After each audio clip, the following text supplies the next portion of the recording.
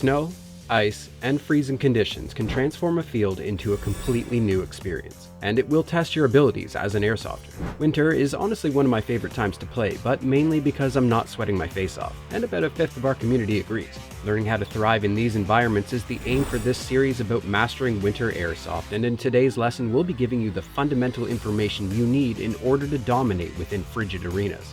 Cold temperatures and physical activity have the potential to be quite a dangerous mix. For this reason, we need to always be thinking about what we can do to ensure that we're not only comfortable, but safe from common cold-related ailments such as trench foot or frostbite. Our ability to be effective in combat is directly impacted by how well we can handle winter's difficulties. They can have not only a physical effect, but also a psychological one, as patients can quickly run thin due to the rising stresses. We'll get into how to protect your body, but your mindset is going to be what gives you the determination you need to get through even the toughest problems. Now, it's one thing to just tell yourself to think warm thoughts and picture yourself on a sunny, tropical beach somewhere, but when that freezing wind hits you, you're gonna snap back to reality pretty quickly. Instead, focus on maintaining your body heat and circulation by reminding yourself to stay mobile even while you're stuck in cover. Just the act of wiggling your fingers or toes while you're sitting still can help you retain more warmth over the long run. One problem with all of this is that it takes a great deal of mental discipline to willingly subject yourself to winter and all it has to throw at us, just for a couple of airsoft matches. Though honestly, for how much fun airsoft is, that's where I find things get easier for me. To stay positive, thinking about the truly unique experience of everything around me gives me the motivation I need instead of dwelling on the cold trying to turn me into a human icicle.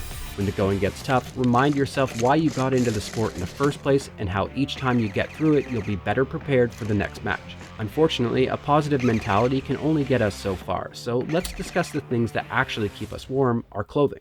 When it comes to our head, where a lot of our body heat can be lost from, just a simple toque that covers your ears will work wonders. Oh, and in case you're wondering, in Canada, this thing's a toque. Alright, got that cleared up.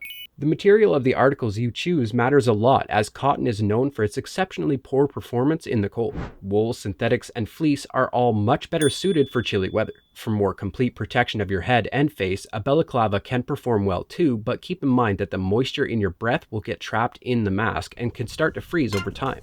Small things like this can quickly go from a nuisance to being flat out dangerous. This leads us to the importance of dressing appropriately for the temperature and environments that we'll be in. As many of us know, layers are important to create a strong defense against the cold. However, it's not as simple as bundling up in every bit of winter clothing we have and calling it a day there. For instance, how much movement are you planning on doing? If you know that you'll be stationary for a lot of time in a support role, then having an insulating, lofty layer that provides an air gap between you and the ground will massively improve your ability to stay comfortable while not generating heat from movement. Take this same setup and attempt to do a lot of rushing or moving around, and you'll quickly find yourself overheating and possibly worse, sweating. In freezing conditions, we need to manage our warmth because if we overdo it, our perspiration can have consequences that become increasingly difficult to correct. This starts with the classic fogging of lenses for goggles, but as it gets worse, the moisture in our skin and our clothing begins to freeze from the ambient temperatures. To melt ice requires heat, so hopefully you can see how this becomes a bit of a vicious cycle by now. A good goal is to aim to be slightly on the cool side while you're at idle. This gives us the flexibility for small bursts of energy without overheating. The main thing I want you to take away here is to not overdress and to consider the temperature and other conditions to ensure that you've got the appropriate clothing. Now, we're going to need to keep our hands warm, so obviously some gloves can help here, but with dexterity being essential to weapons handling and more, we need to select the correct option.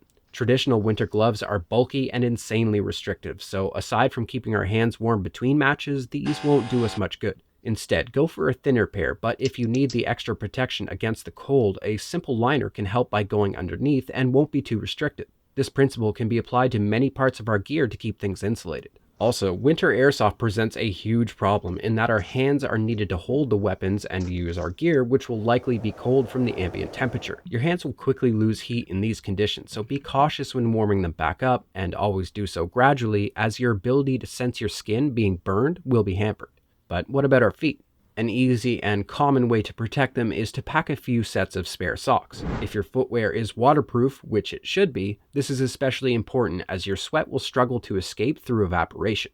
Changing socks between rounds can help keep your feet dry and warm throughout the event. An important note though, it's very common for people to wear 2 pairs of socks in an attempt to keep their feet warm or to fill the empty space within large winter footwear. This can work, but if taken too far to the point where there is too much pressure on your foot, you can end up reducing circulation, which will ultimately make your feet colder over time. So, wear properly rated and well-fitting footwear that is designed for cold climates. Warming packs can also be a welcome source of heat that can help sustain the temperature of your extremities like hands and feet. Just be sure to read and follow any information on the packaging, as not all warming devices are meant to be in direct contact with your skin. Now that we've prepared ourselves to handle the challenges of winter, it's time to make sure that our gear is also up to the task. And we'll be covering that and more in the next part of this series, so make sure you subscribe if you enjoyed today's lesson. Thank you so much for watching. Class is dismissed.